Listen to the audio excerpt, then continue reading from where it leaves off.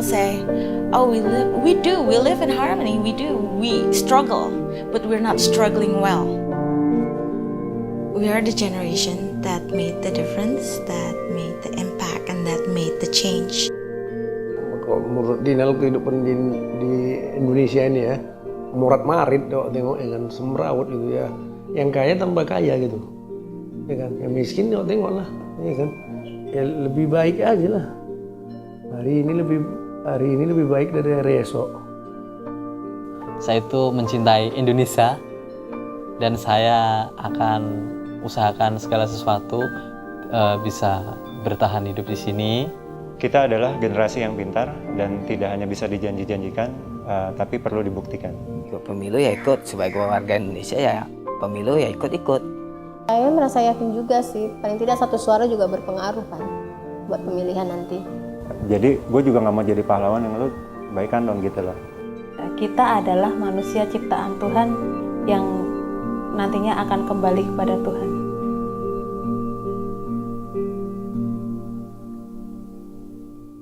My generation, what's been the most impactful change was what happened in '98. That's definitely a life-changing event. Ya reformasi 98. Jadi demo besar-besaran menurunkan seorang presiden yang mulai perkembangan menjadikan negara demokrasi yang kita bisa mengungkapkan aspirasi masyarakat. Karena reformasi 98 itu tujuan kita cuma menurunkan Soeharto untuk menggantikan rezimnya. Jadi misi kedepannya sebetulnya kita belum ada apa-apa karena mahasiswa kan. Mahasiswanya misinya hanya misi itu aja, tapi setelah berkembangnya perjalanan ya karena saya tidak di pemerintahan, tidak di parlemen, ya misi saya cuma itu. Dan jujur gue ada di Atmajaya waktu itu. Awal mulanya terjadinya sesuatu itu dari situ, dan gue benar-benar lihat sendiri. Supaya karena jiwa dulu itu masih jiwa ya anak muda labil kan, seperti itu kan ya. Otomatis perang seperti apapun kita berangkat seperti itu. It was about the economy, how the Chinese Indonesian are basically controlling the economy, owning all the businesses and having all the money, and the natives are the one that have to suffer. They're slaves in their own. I don't want to say it's an excuse, but that's what I hear. And then I know it started from there. Semua pintu-pintu didobrak habis, barang-barang dijarah. Tempat saya, kawan saya lah, saya ingat, kuali-kualinya pun, alat-alat dapurnya pun diangkat orang semua. Karena saking sunyinya di sini ya.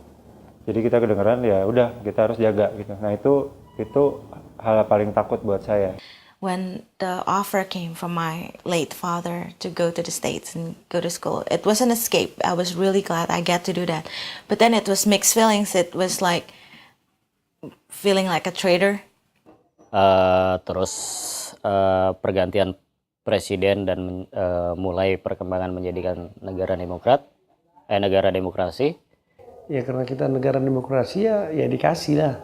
Ya mungkin juga pas zaman Soeharto, katanya kok zaman Soeharto ya bercakap sedikit aja Wak, ya kan, diculik gitu kan. Kalau jadi negara demokratis itu sudah, tapi belum penuh. Bahkan ada yang salah kaprah dengan demokratisnya dan mereka buat semau-maunya mereka.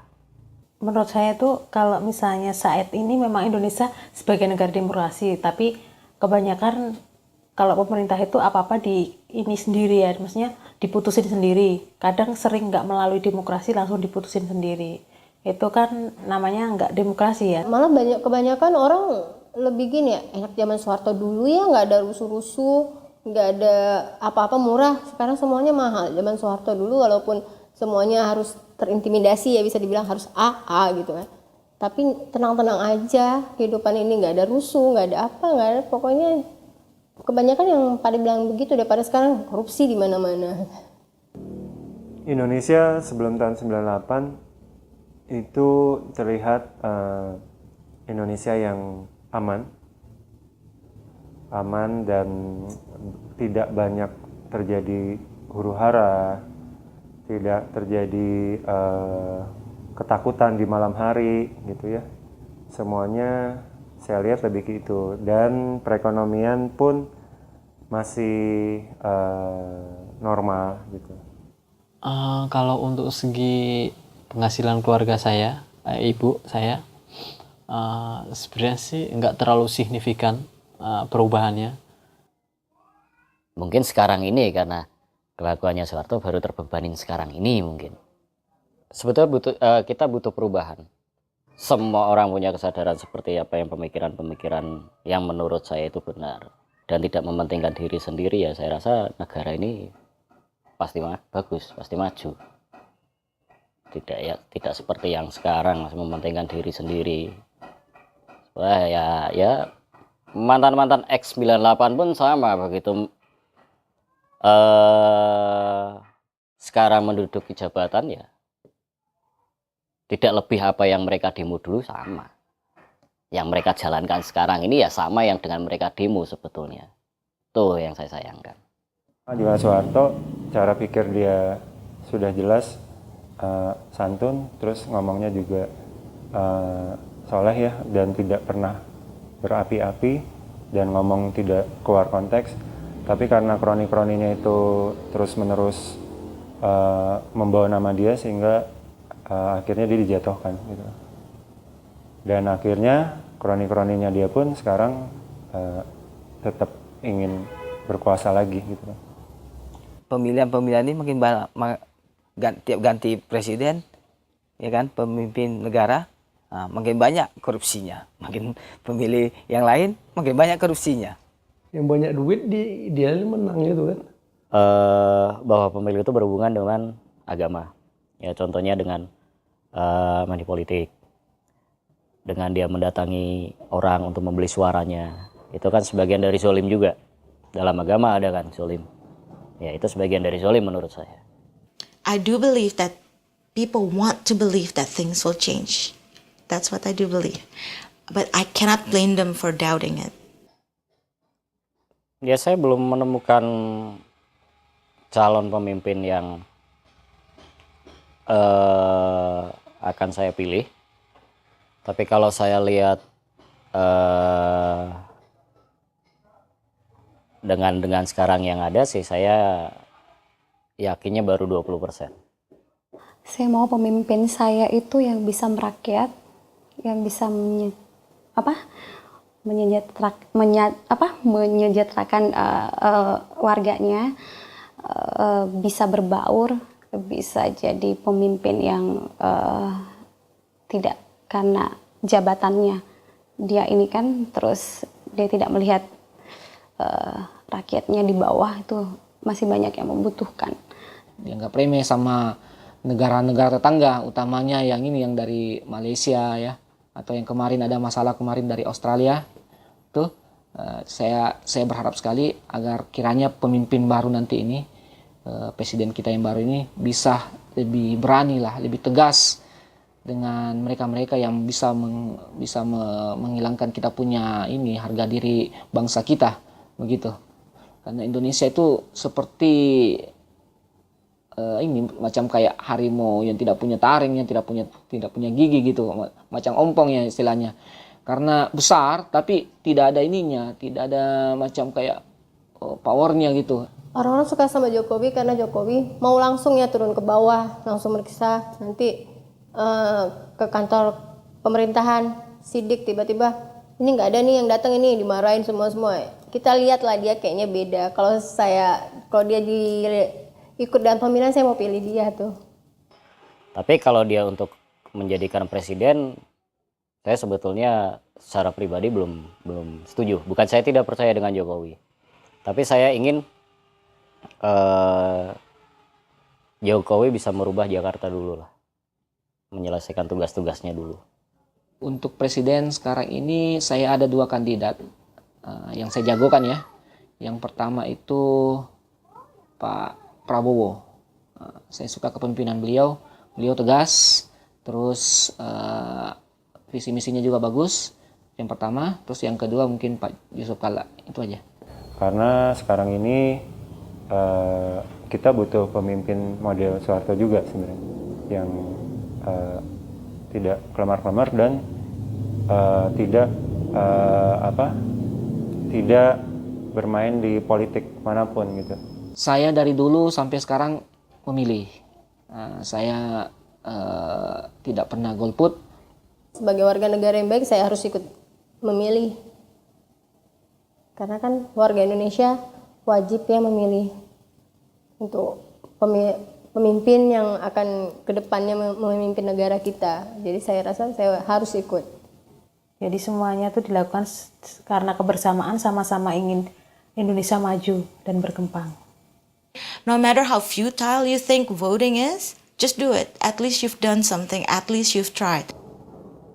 Pemilu itu banyak sebetulnya hubungan dengan agama itu sangat-sangat erat. Ya, menurut saya kalau kebebasan agama itu ya kita semua berhak memilih agama tanpa harus ada yang memaksa kita untuk mengikuti agama ini atau agama lain. Tapi itu sesuai dengan hati kita, keyakinan kita bahwa itu yang terbaik buat kita. Menurut saya gitu. Sekarang memang sudah baik di mana banyak misalnya gereja atau tempat musola atau masjid bersandingan gitu ya. I've seen signs that says no church are going to build here and that's, I mean, come on, and that makes me mad. That makes me really upset. Some people want it to be one religion, one country, and it's not fair for the other ones. I'm a minority. I'm a Protestant. It's not fair for the rest of us. Like, we're Indonesians too. Dan kita saling menghormati gitulah. Perbedaan, justru dengan perbedaan agama itu juga termasuk memperkaya Indonesia, bahwa Indonesia itu bermacam-macam agama tapi tetap rukun gitu. Saya mencari cinta yang hakiki, Mas. Sama yang di atas itu aja dalam hidup saya. Kehidupannya lebih bagus, lebih layak. Nah, ibaratnya gitulah. Yang gua cari ya pasti gue nungguin anak gua sebenarnya gitu kan. Yang saya ingin capai itu yaitu tadi membahagiakan istri dan menyekolahkan anak saya setinggi-tingginya. Sampai kapanpun, sampai semampu saya. Anak, nomor satu anak. Saya pengennya anak saya sangat mencintai anak saya. Saya pengennya dia mempunyai masa depan yang bagus, yang baik, jadi anak yang solehah. Dia bisa mewujudkan cita-citanya, keinginannya dengan jalan yang baik. Gitu. Yang saya harapkan tuh, ini anak pertama saya, dia bisa menjadi kakak buat adik-adiknya, yang ngomong adik-adiknya. Pengennya berhasil di depan kedepannya, jangan kalah sama kehidupan kedepannya ini. Harus bisa ditaklukkan, jangan jadi wanita cengeng, harus tegar, harus bisa berprestasi supaya dihargai. Dan satu, bila dia menikah nanti saya bilang sama calon menantu, jangan larang anak saya untuk kerja. Itu yang saya mau bilang. Dia harus kerja, harus punya uang sendiri supaya tidak diremehkan dengan laki-laki. Yang saya harapkan tuh Fadil tetap jadi anak yang pinter, anak soleha, anak soleh, soleha ya, yang bisa jaga kakak-kakaknya, karena kan dia anak laki satu-satunya. Dia harus jadi pemimpin. Yang saya harapkan anak saya nanti begitu dewasa ingin pekerjaannya lebih layak daripada saya, ingin lebih bisa lebih layak kehidupannya lebih dari saya. Indonesia, harapan saya hilanglah korupsi di Indonesia. Jadi pemikiran pemerintah tidak saat sekarang mau pemilu itu menyentuhlah sampai mereka. Tapi setelah pemilu selesai mereka tidak tersentuh lagi. It's how we want things to be better for everybody in general, for everything, not just for my group, not just for my ethnic group, not just for my religion, but think of us as Indonesian as a whole. Stop untuk menjual SDM kita, orang-orang kita ke luar negeri, harus di stop, sama stop menjual perusahaan-perusahaan kita ke perusahaan asing, dan stop memasukkan kepala-kepala atau direktur-direktur yang berasal dari negara lain gitu. Senangnya saya jadi warga negara Indonesia karena saya besarnya di Indonesia, suka dengan kebudayaan Indonesia, terus ya pokoknya saya bangga lah jadi orang Indonesia. It was bad timing, but I think we move on, you know, and I think we built from there. Saya yakin suatu hari kita bisa bersatu dan jadi negara yang paling kuat.